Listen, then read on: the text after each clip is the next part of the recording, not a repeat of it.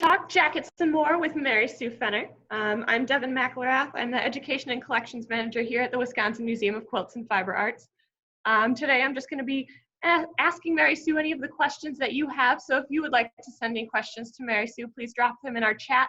If you want to bring that up, it's at the bottom of the screen.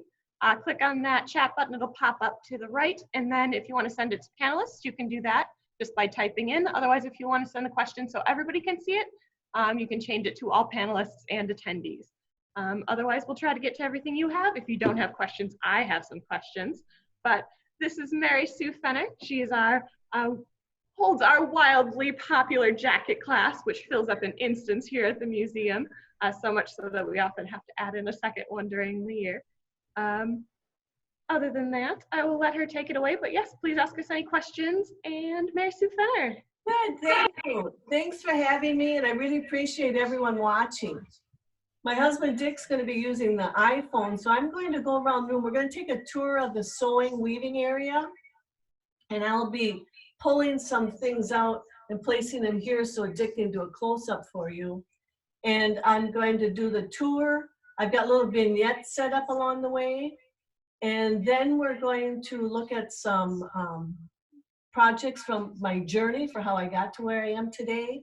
And then at the end, we might look at inside one of the closets of this room. What's nice about this room is it has lots of windows and it has access to 3 closets.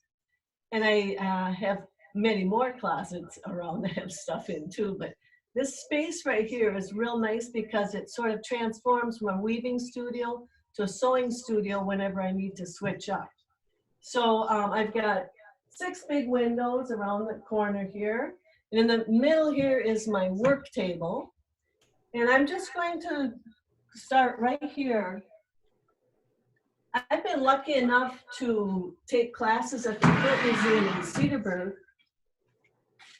And this first thing I'm going to show you is from Victoria Finley Wolf's 15 Minutes of Play class that I took at the Quilt Museum. And this is my 15 Minutes of Play quilt.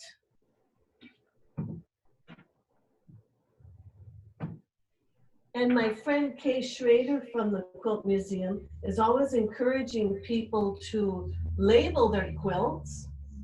So I, during the stay-at-home situation, have been going through my quilts and making labels.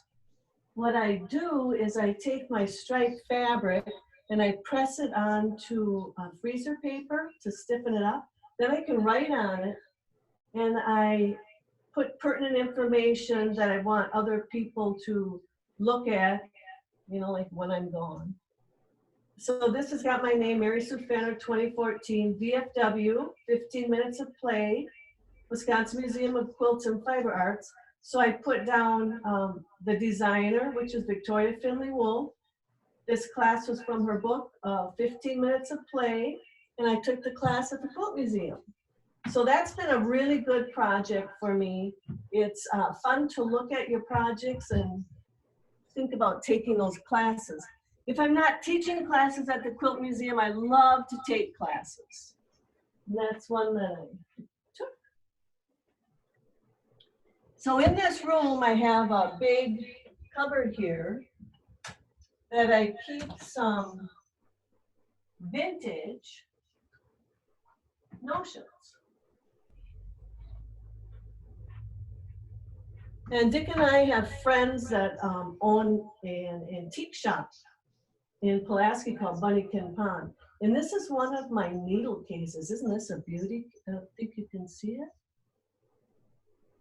Look at all those beautiful gold-plated needles, gold-eyed needles. And I have some vintage shoe buttons. And I have several of these little cases for thread. They have wooden spools, and then there's a little picture here. So I've got this case full of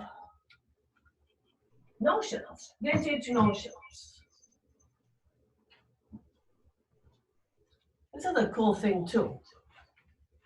This is a vintage tape measure. It's actually made out of woven fabric. Dick and I like to collect stuff, so we have a lot of stuff.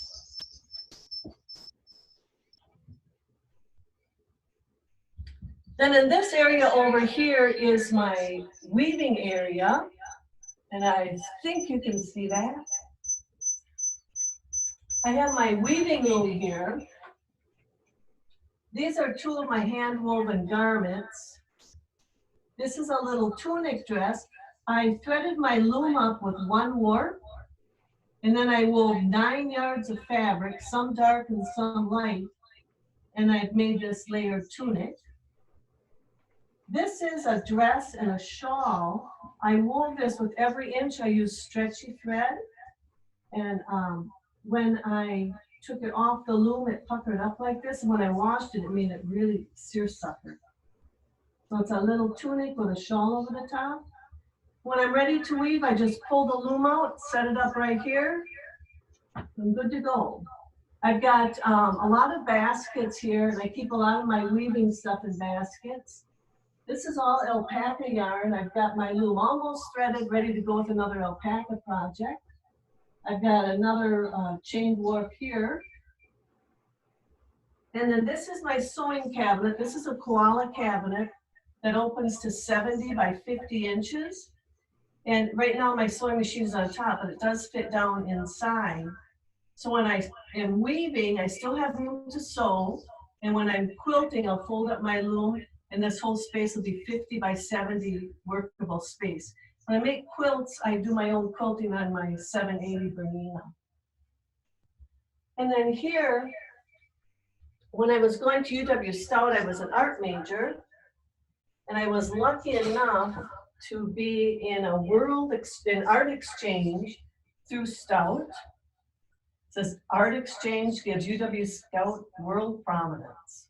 I was in the first group of students to actually go to Newcastle upon Tyne and study art.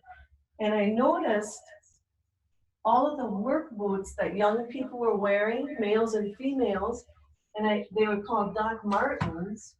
And what I have done, what I have done is I've written an article about how to paint your own docs. It's in Bello Moore Art to Wear magazine. And this is the original pair that's on the cover of the magazine. Put that back here. Then I have containers of vintage buttons, lots of vintage buttons. And over the years, I used to teach at the Technical College in Green Bay. I taught design classes. And a couple of my students gave me this beautiful neon sign. And then another one of my students, Derek, gave me those scissors, and they actually work. And this is a nice area. This is a table that's got a nice big cutting surface on it. This is my Baby Lock 8-thread serger. So I've got plenty of room here to serge, and I also have plenty of room to cut out things for quilting. This cupboard here is just full of all kinds of notions, scissors, rulers, all that. And then this bench is from our church in Chautauqua. And my father, when he retired, he painted this bench for me. And it's great because people can come here and sit. Gail, when she comes to visit, she'll sit on this bench.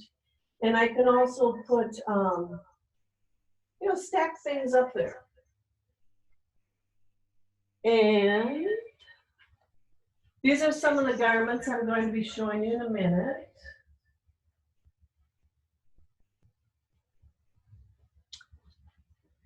And this is how I keep a lot of my patterns straight.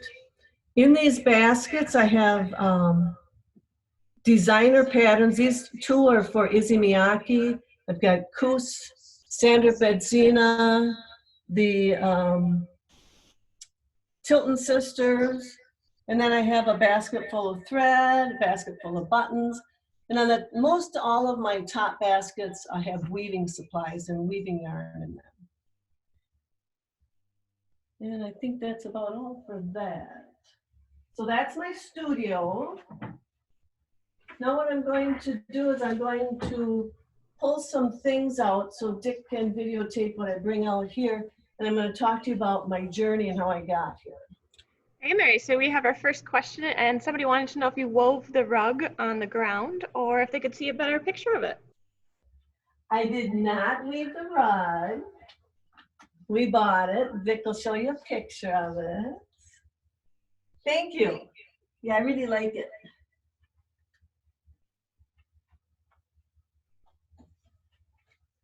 So, first of all, when Devin asked me, what my influences are, this is really my first big influence was when I met Walter Schutz on Washington Island. And he talked to me in 1978 about starting a school on Washington Island.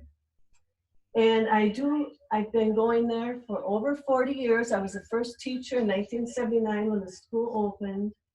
And this summer I'll be teaching 2 classes, a garment class in July, the 20th to the 25th, and a vest class, 25 to 27.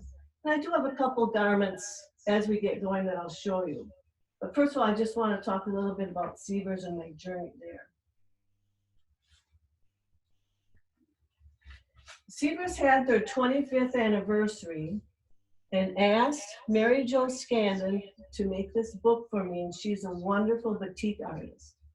So she made this book, and Sievers gifted it to me. And it talks all about my journey meeting Walter in 1978. I was working for the Singer store in Green Bay, and I wrote 1978, March 22nd, I wrote this note. Dear sirs, I'd like a copy of your recent catalog. Also would like to know if it's possible to visit your shop on Washington Island. And then I put my name, and a couple days later, Walter asked Dick and I to go visit. And we talked about Walter starting a school, and the next year, at 79 years old, he actually started his weaving business, and then the school started. So Mary Jo put all of these memories together for me. Says I spin, weave, or sew every day. I've done that since I was 12 years old, I think.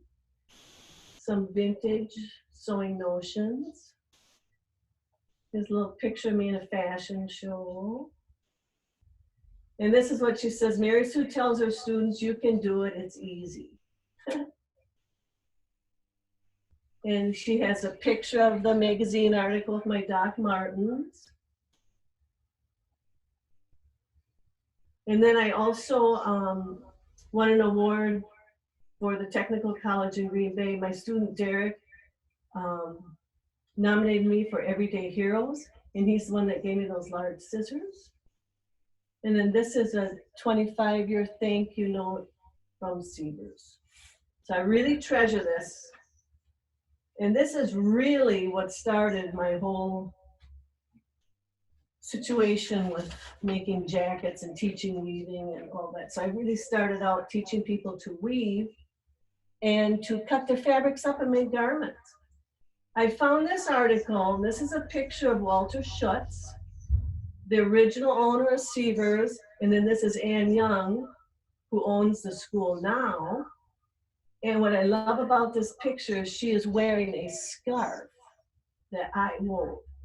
And in the Sievers shop up on Washington Island, they have things that you can buy. And so Ann purchased that scarf from the beautiful shop at Sievers. Here's a watercolor postcard of Sievers. And then I found this. I was going through all my stuff, and I found this, and this is an award that they gave to all the teachers at their 10-year anniversaries.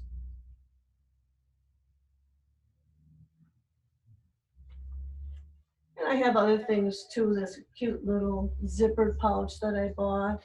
And Walter also silk screened these beautiful note cards from places around and near Washington Island. And here is the brochure for this year. And inside here, my 2 classes are listed. And we're hoping that in July, the class will be able to go. besides teaching classes at Sievers, I've been lucky enough to take a class every now and then. And this is a paper making class I took about 35 years ago from Gisela Moyer, a friend of mine. And I made in her class that banana. And when I originally made it, I made it into a necklace. So here I am wearing the necklace. And then after a while, I thought, well, you know, it might get ruined, so then I had it framed. So it's a piece of art, like paper banana.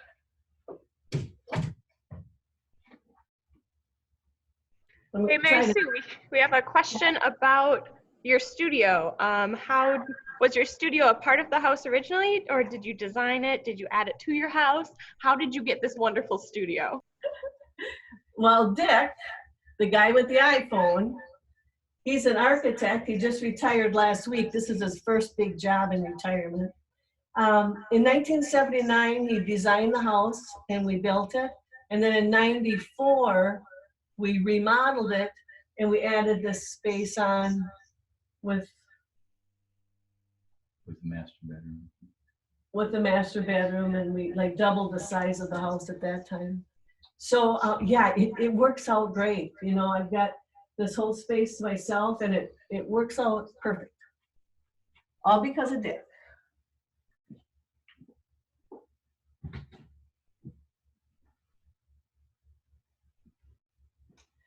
So when I started teaching at Sievers, I talked to you about the gift shop.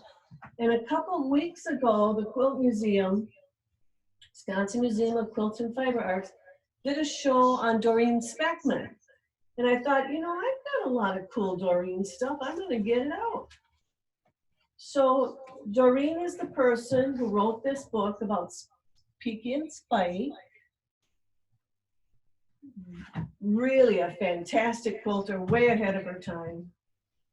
And in the gift shop, I purchased this little doll. Her name is Chrissy Crisis. Chrissy in Province.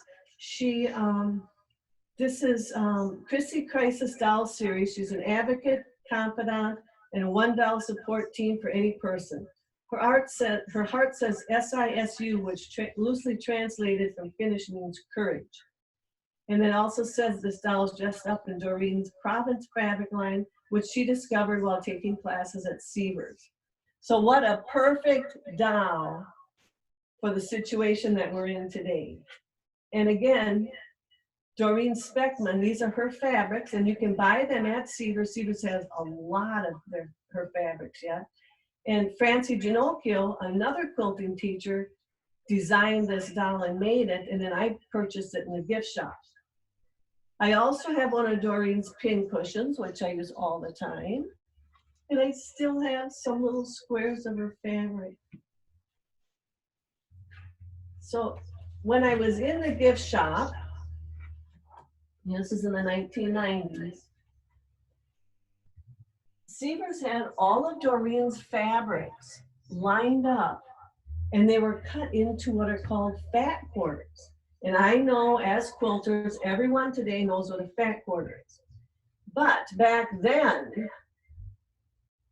Doreen had started cutting her fabrics into fat quarters, and then Sievers would have them all lined up in these baskets and bins. And I thought, I'm going to buy some of those. So at that time, I was making garments, and I'd buy 3 to 5 yards of garments at a time. 3 to 5 yards of fabric, 4 garments at a time. And then now it's this whole thing about these fat quarters. I thought, well, let's buy some of that and see what I can do with it. So I actually pieced together all of Doreen's fabrics, and I made this jacket, and I wanted to make sure that people knew it was Doreen's fabric. So I used my salvages, and it says Province by Doreen Speckman, a couple places on the jacket.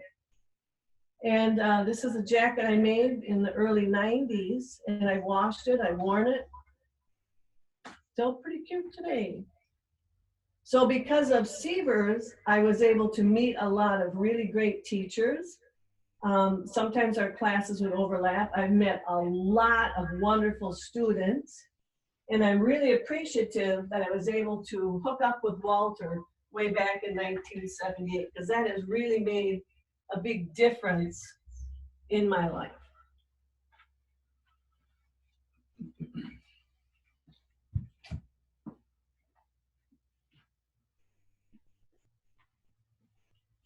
Last August, I took a class at the Wisconsin Museum of Quilts and Fiber Arts from Akiko Aiki, a fabulous teacher from Japan.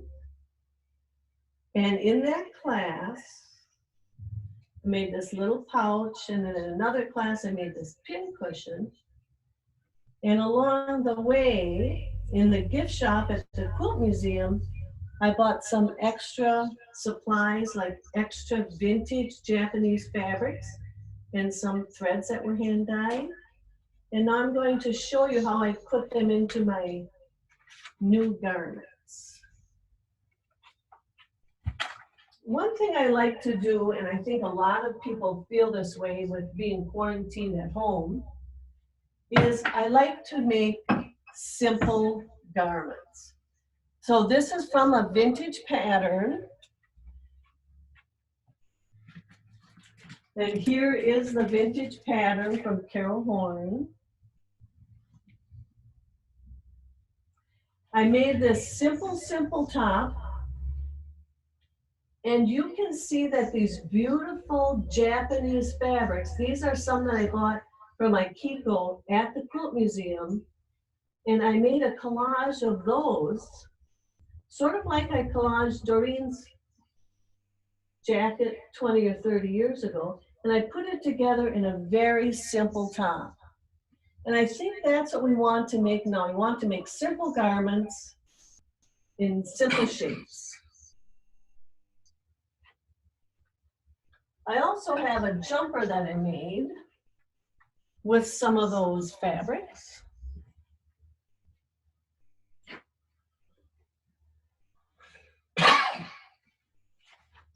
And here,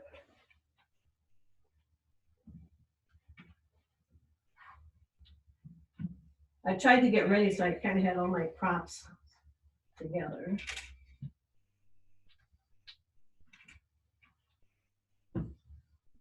I'm going to be teaching at Woodland Ridge Retreat Center in Downsville, Wisconsin, a class in which we are going to go shopping and sewing August 4th through the 8th. And one of the places that we're going to go is Cultural Cloth in Maiden Rock. And I'm going to show you why we're going there. And also we're going to go to S.R. Harris, both of the fabric warehouses in Minneapolis, in that class. So one day we're actually going to go shopping in Minneapolis for fabric, which is fantastic.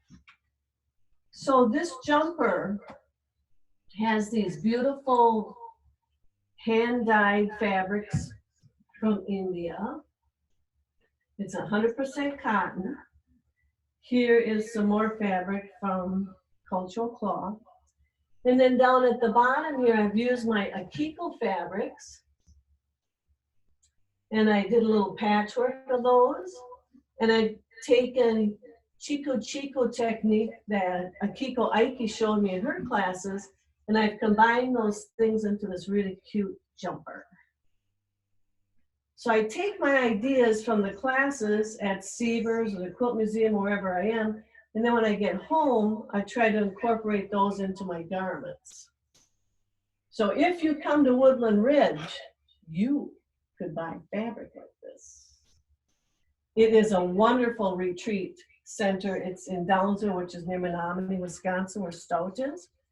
Also, this little garment that I'm wearing, this beautiful silk scarf, is from Cultural Cloth. And my Kanta jumper, this fabric is from Cultural Cloth also.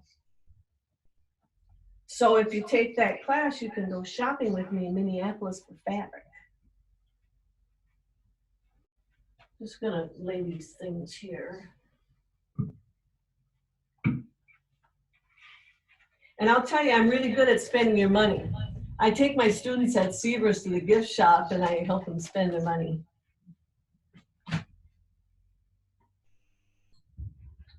When I was going to UW Stout, I graduated from high school in 1970.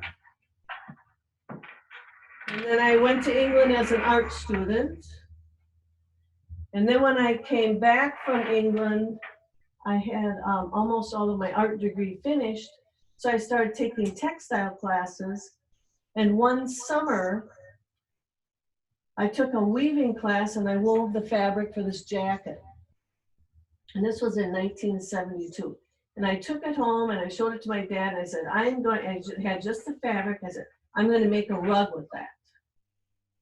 And he's like, I don't know about that. He said, I've got some deer skin that I've had tanned. I had a hide that he had tanned. He said, I'll give it to you and you can make a jacket. So that's what I did. This is the first thing that I wove. And I sewed it somehow and made it into a jacket. And at the time, everyone that I knew that were weavers were just making shawls and loom-shaped garments, and they weren't cutting up the fabric. But I cut mine up and made this jacket. And my instructor at the time, Kenneth Hines, wrote an article in Shuttle, Spindle, and Dye Pot talking about the summer classes, and then he also included me in my jacket.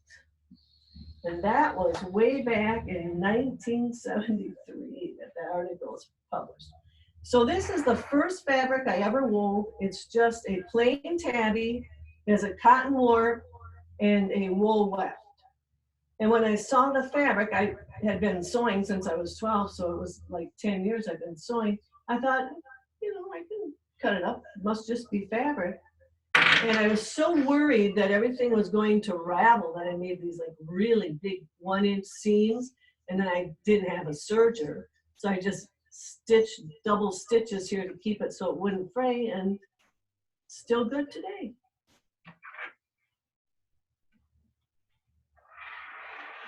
After I talk about these, I'm going to hang them up on these pegs, sort of get them out of the way.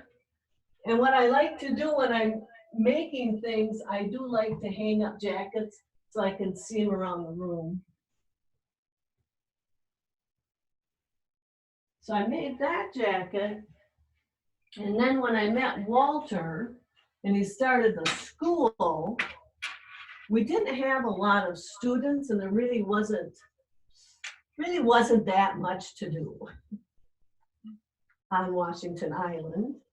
So Walter, his wife, Sophie, was a weaver and a spinner, and I'm not really sure who wrote the book, but I believe Walter, I think Sophie was a spinner and a weaver, and Walter wrote a book on how to spin.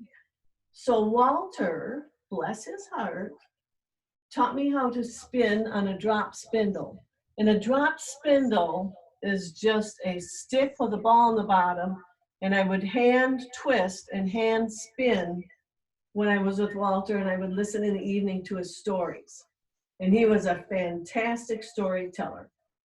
He taught me how to spin, and over the course of a summer, I was spinning this by hand, and I had a basket full of different yarns that I had spun, and I took all of those yarns and I wove them into this jacket, and then hand woven did an article about my hand spun jacket, and that was in 1984.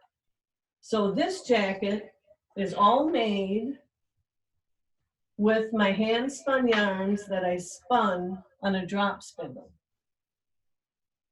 And when I finished doing this, Dick's like, well, there's got to be a faster way. And then I actually bought a spinning wheel, which was a pretty good idea.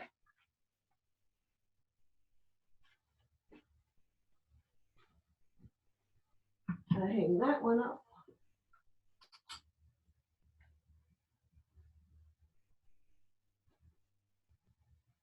Right now, what I really like to do is I like to use ethnic fabrics that are made by hand. And this is a beautiful fabric that Sydney, my friend, who now has a home on Washington Island and lives in Chicago, she gifted me this beautiful kantha cloth, and she bought it because it has my initials on it, MS. So that is pretty cool.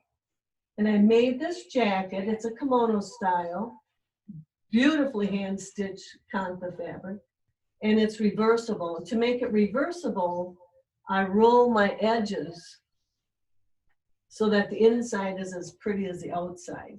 And if you're not familiar with kantha fabrics, the ladies and the men in England, and not England, in India, take their old saris and make a sandwich of 2 to 6 layers of fabric, stitch them together with all of these little stitches, and they make them into blankets. And I look at them as if they are fabric, and I sew them together in jackets and other garments. Not all kanthas have to be real wild, crazy prints. This is one from Cultural Cloth.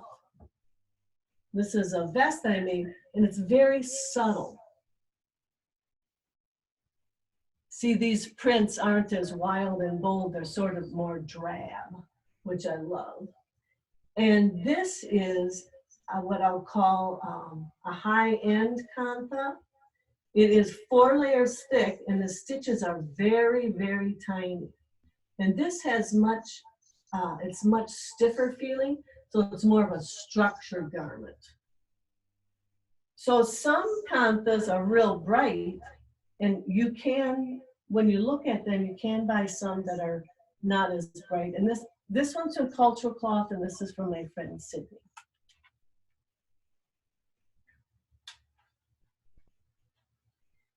Another thing besides making real simple garments that I like to do now is I like to have a slow sewing project. And this is a little vest that I made.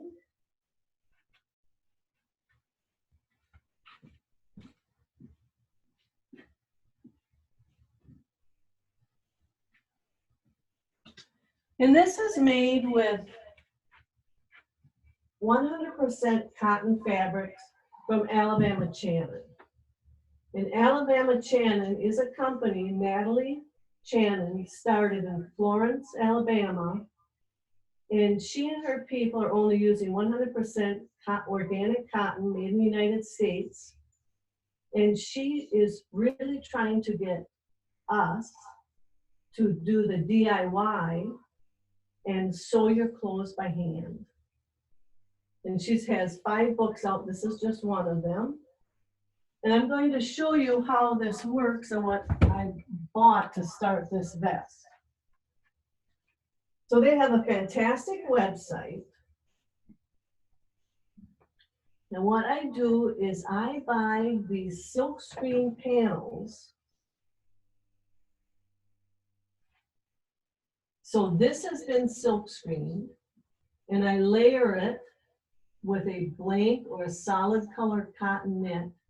And all of her fabrics right now are knits. And then I do this hand sewing. And I will take these pieces and I'll lay them out on my work table here.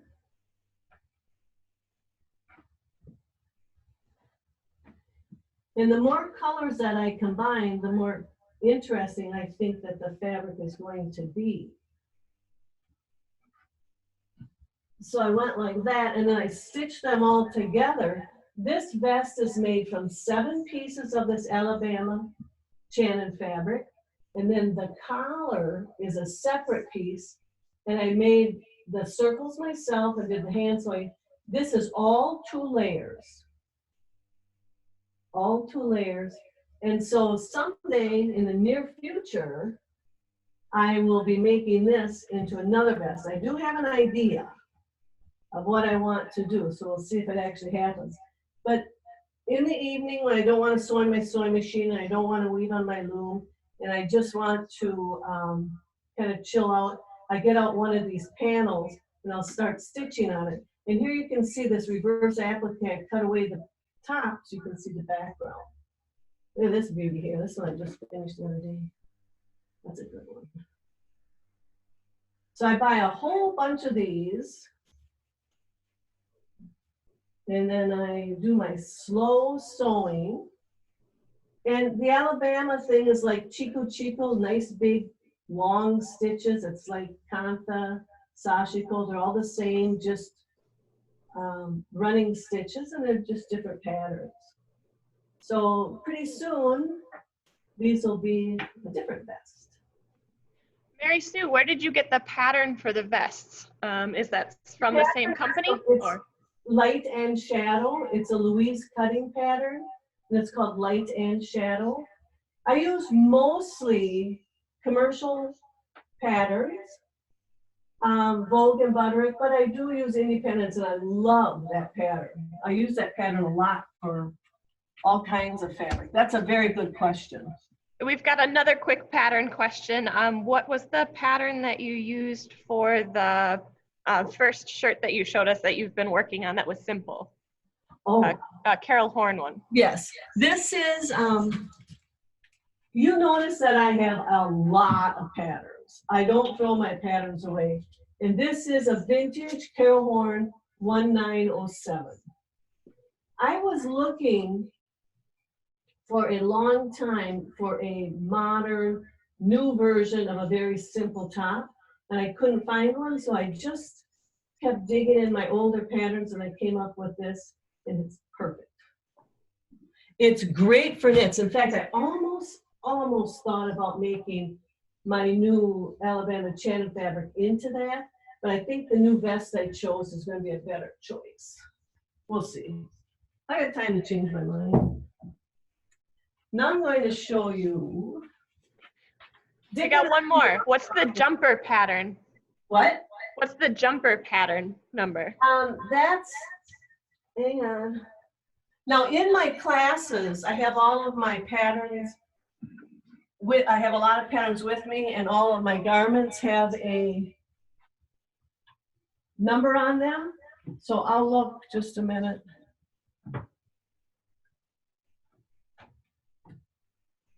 I'll let you just look at these garments. I'm going to clean up my area here so I can get down to that jumper and tell you what the number is.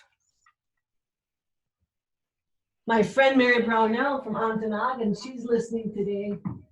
She probably knows what the number is because she just made a cute one, just something similar to it.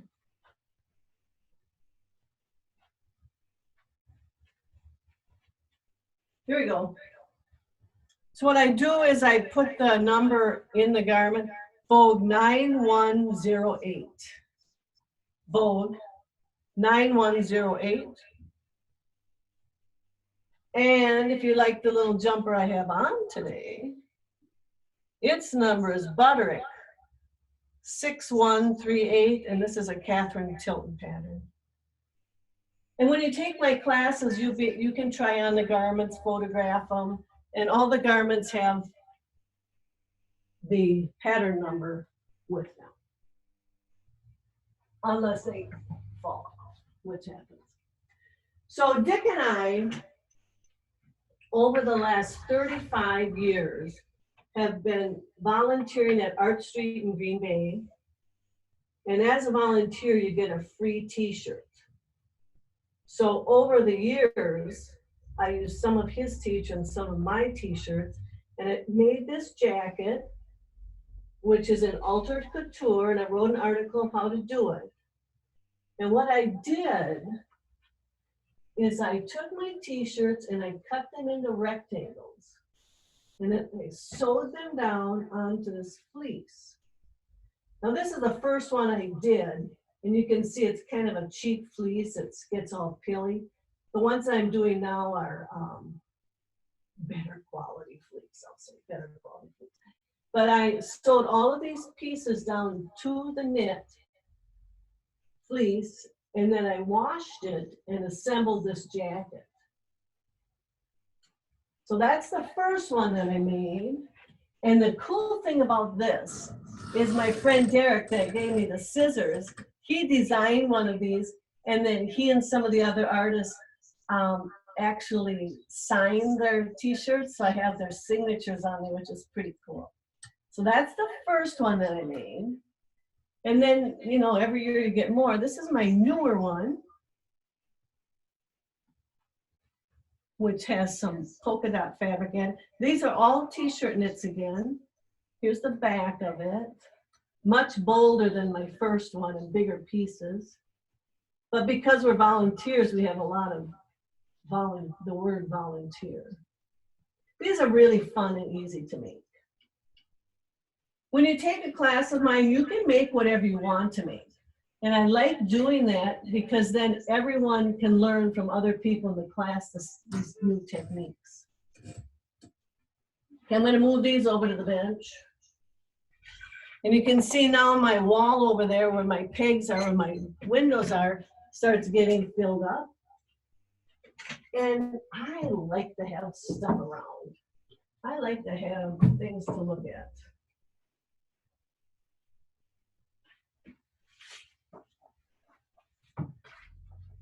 Then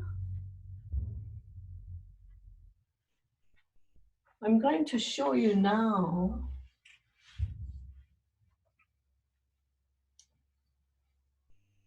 I really like to upcycle, recycle. My friend Judy Rubin, she's my big influence. She's taken more of my classes than anyone.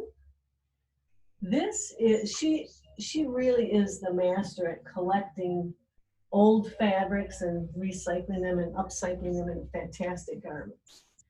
So I'm following in her footsteps a little bit, and I was given this tablecloth, an old linen tablecloth that was bright white and very stiff.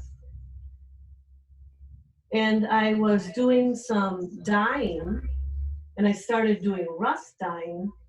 So Dick set up a little station for me outside on the deck, and I started dyeing with rust, vinegar, and water.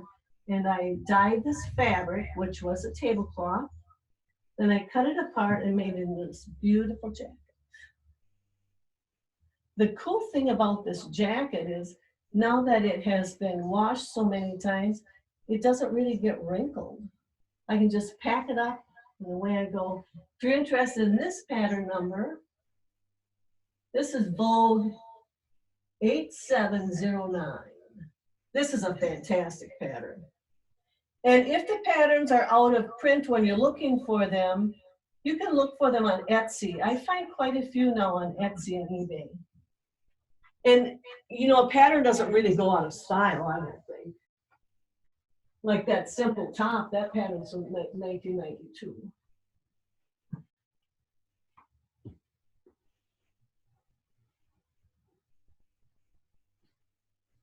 At my class in Sievers, I'm going to be teaching a new class, and if any of you know about the Vogue 8777 vest, here it is.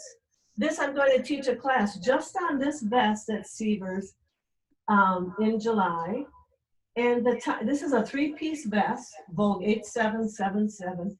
The top part here, I use the last bit of my Akiko Aiki Japanese fabrics, the vintage fabrics for this top panel here. And then all of these are pieces from cultural cloth fabric that I have left over.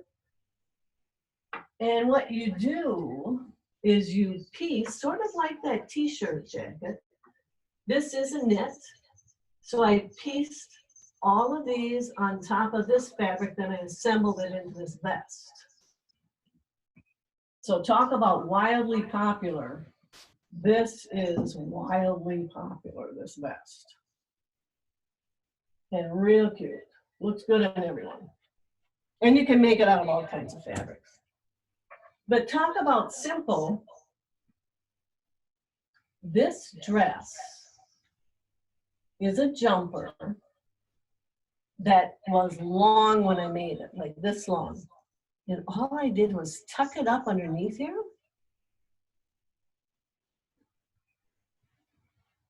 And look at this.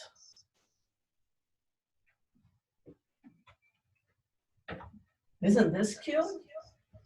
How it billows out like that. Look at that.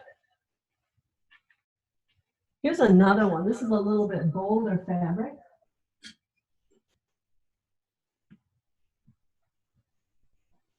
And a little bit longer version.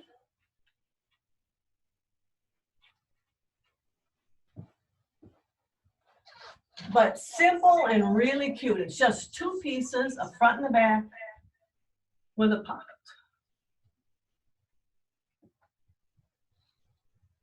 And these, literally, you could make this in 2 days. No darts, real simple. And it's not an actual pattern. I just took a couple jumpers that I had made, and I made them a little wider below the hip, and then I just pinned them up.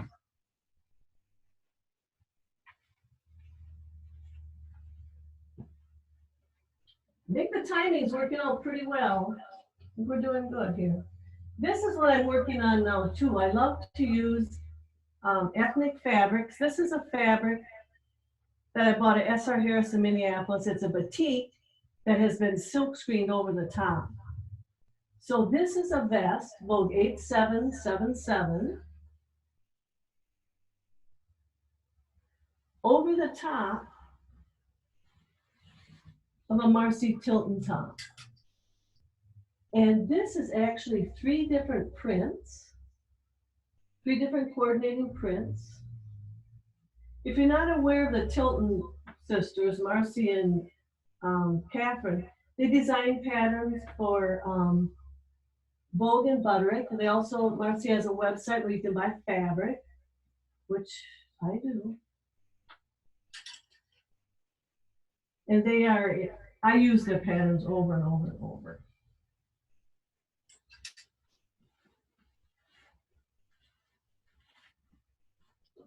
So again, what I do when I'm home sewing is I will put these on my mannequins and hang them up and put them all over the room. And when I make things, Dick can tell you this is true, I make things and I'll parade around the house with my new garments, right? Right. Like, do you like it? Now I'm going to go into the closet. I'm going to show you what my closet looks like. And this is how I organize my closet. So let's see what you think of this. I've got a little rack here that's got little clear sleeves, but I've got interfacings and stabilizers. It's a good way to keep them. Then I have, I think you can see here, I have some of my Kanta fabrics. I have some more patterns. And then up here I have my jackets. So I'm going to pull out some fabric. I'm going to pull out a few garments that are in here. And that will probably take us right till 1 o'clock. You have any more questions or no? Devin, no more questions? Got a couple. Did you make the baskets in your studio? Dick and I have, Dick and I used to make a lot of baskets. And I didn't make any of these, but we were making river willow baskets. We did that for a long time, about 10 years. But these are mostly Longaberger baskets because they're durable and they're sort of the right size for sewing patterns and notions and things. But we did make a lot of baskets. And if we're kind of those people, like we never make one of anything, we make like 100. Right? You know, we never do one. So my friend Kay Schrader from the Quilt Museum, whom I went to college with, she and her friend Grace are shoppers. And when they go shopping, they will buy fabric for me, which I love. So recently, Kay was in Austin, Texas, and she bought me 2 of these beautiful silk kantas. And I've got these in my pile for Judy Tucker. She's already seen them. Her husband bought at the fundraiser at the Quilt Museum last year, bought her one of my jackets, a one-of-a-kind jacket And we're working on the design and we're working on the style, but she's going to have her final jacket is going to be one of these 3 kanthas. And these silk kanthas, they're made in India, they're hand sewn, they are from saris. So the top part is silk and the bottom is cotton. So Judy is going to have one of these 3 for her final garment. We're working on prototypes now. And when Kay went shopping this time, she sent me some photographs of some cotton kanthas. And you can spend $200 for one of these kanthas, you can spend $40. I have never seen a kantha that I didn't like. But I'll show you if you're thinking of buying one of these. And I told Kay I like things that have borders and I like things that have dots. And you can see how these go. These are either made from vintage kanthas or they're made from new kanthas that have defects. And you can see here that the outside and inside are totally different, which is a great thing if you have an idea of what you're going to do with all this variety. You can see here someone put a nice big patch over the top. So a kantha like this is 100% cotton, and it's pretty big. It's a blanket size. They're never always quite the same size and shape. I'm going to show you what I've done with a couple of those. In fact, Devin is wearing one of my jackets today. Mary Sue, I've got another question for you. It says, how do you manage your scraps from projects? My scraps? Yeah. I'll show you. What I usually do is I make little coasters or pot holders. This is from a quilting project. I will only keep scraps if I think I can make a pocket or something like that from them. And I try to use as many scraps as possible. And I try to do like that, like a Kiko Ike. If they are beautiful handmade fabrics, I want to keep them and use them in other projects. So I try to have no waste if I can.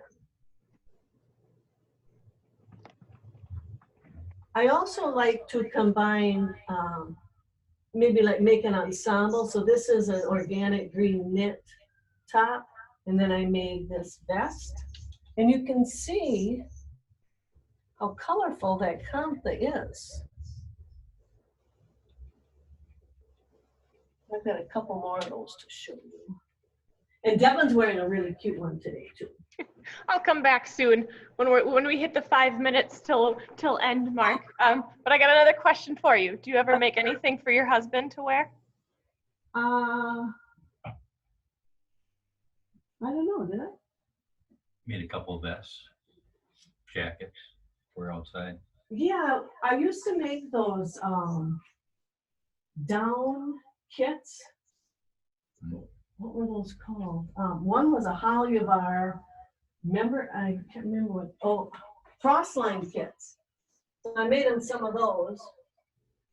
But generally speaking, no.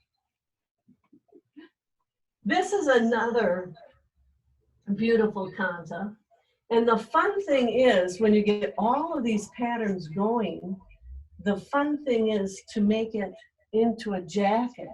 And look how cute that is. And remember, it's always two-sided, so you can make them reversible. And in my classes, I will show you how to do that. So that one is not reversible, but this one is. And this is one from Cultural Cloth. And this is totally reversible. What I did is I took out the side seam here, put a pocket on the outside, a pocket on the inside, and I almost always use this black and tan rayon print for my binding. So this one is reversible because both the sides are pretty awesome. And then this one really had too many seams to make it reversible. The plainer, the better for making something reversible.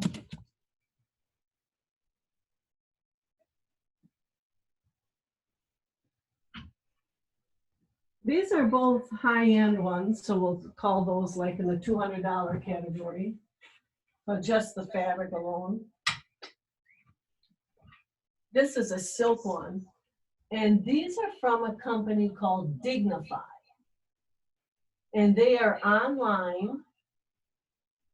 And when you look up these fabrics, they will introduce you to the girl who actually sewed these together. And this girl, her name is Meena. She embroidered her name in here. Handmade in Bangladesh from reclaimed sari cloth by Meena. And if you go to the Basha website, you can actually see a little history about Meena in a little video of her. So this is a silk one that's reversible. And again, I roll the edges of the seams so you can wear it on both sides. That's Dignify from Basha online. And I love the idea of supporting women. And then this one, all of the Basha Dignify ones are 6 layers. And this is similar to the fabric of the one I'm wearing. And this one was made by M-U-K-T-A, Mukta. And the one I'm wearing from Cultural Cloth is much finer than this one. And finer, I mean lighter weight. These are 6 layers thick. And again, I wanted to make sure that people know where it's from. So I try to keep these labels right in the garment. So this one and this one, these are from Dignify Basha. All right, we've hit our 5 minutes to the end mark here, Mary Sue. So, Okay, I'll just pull out one garment, and then if people have questions, I'll answer. yeah, if you've got any questions, please drop them in the line. Otherwise, I have a question. How did you get involved with the Wisconsin Museum of Quilts and Fiber Arts, Mary Sue? Well, remember that class, my Victoria Finley Wolf class. First of all, I'll just talk about this one. This is a Japanese cotton fabric applique. Look how cute this is. Isn't that a cutie? Okay. Now I'll answer Devin's question. My friend Judy Rubin, the reclaimer recycler person, invited me to go to the Quilt Museum to see the exhibit when you first opened. And she and I went there, and then I started getting, I don't know if they had Barn Blast or however I found out about it, but I took Victoria Finley Wolf's class in 15 minutes of play from the first quilt that I showed you. And I met Kay and Grace at those classes, and we were at Stout in the same dorm in 1970. So we hooked up with my college friends, and they asked me to do things with them, and Susan Wernicke asked me to be on the board, and I said yes, and I've been a happy volunteer ever since. I'm going to show you what I did. I'll show you what I've learned from the Quilt Museum. This is my stay-at-home project. So this is a quilt called Cottage Clover from Victoria Finley Wolf. I started this April 1st. I finished it April 30th. And this is my stay-at-home quilt, my Cottage Clover. Isn't that a beauty? Mm-hmm. And isn't it? Come on. So I did take her Cottage Tulip quilt class, and I finished that one in March from the classes. So when I started getting involved, if I'm not teaching classes, I like to take classes, and I like to buy fabric. So. And I really, really enjoy doing things at the Quilt Museum. And now I do feel really bad that I can't go there and see everyone.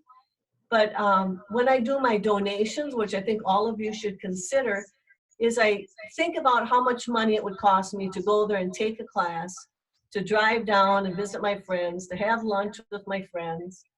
And that's what I put aside for my donations to the museum. And again, I love being a volunteer. I've learned so many things. I've met so many new friends. I've met so many old friends. It is great, and I can't wait till they open up again. Yeah, us too. When we open up, we'll have Mary Sue's spring jackets for sale in the gift shop. That was Yes, just Ellie wanted restocked me and to deliver rearranged. them a couple of weeks ago, and I'm like, no, I can't do it. So yeah, I'm gonna have some new ones ready to deliver. And then we've got a couple questions about jacket pattern types. So let's see, we have, what was the last blue one, the pattern for that? What's the last one? The last blue jacket that you had out, what was the pattern for that one? Oh, And this then- one? Oh, I don't know. I don't know if it has a tag, but I'll look. Oh, yes. Sometimes they go. Butterick 6328. This is a fantastic basic pattern. Butterick 6328. And if you're interested in this one, this is Vogue 9139. These And are then- very good, simple patterns. I think this is what people want to make now. Simple patterns. Mhm. And then there was a black with bright aqua shirt that you showed, Yeah. jacket. What was that one with the peplum? Let me see if I can find the link on this one.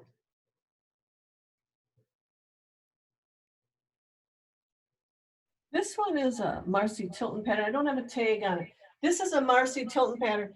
If you really are interested, send me an email, marysue@bayland.net, and I will look the pattern up. It's a Tilton pattern.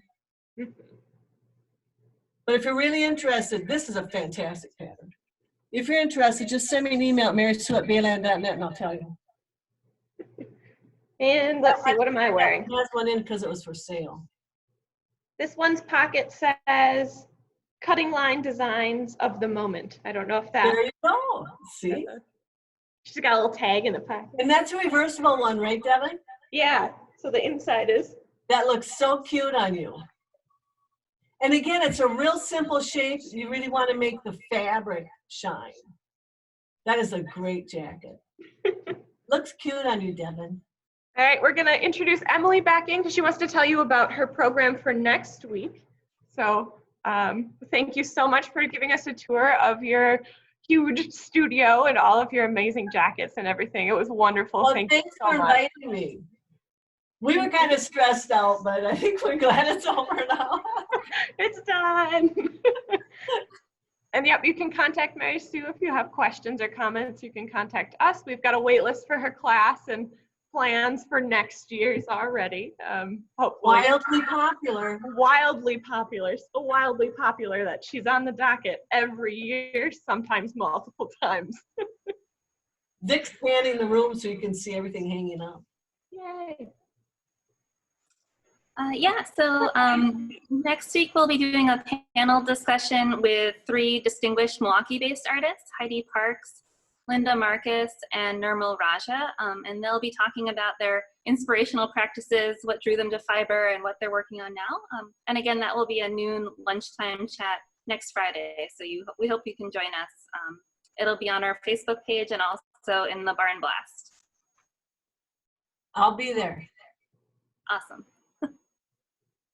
Thank you. Thank you. Thank you.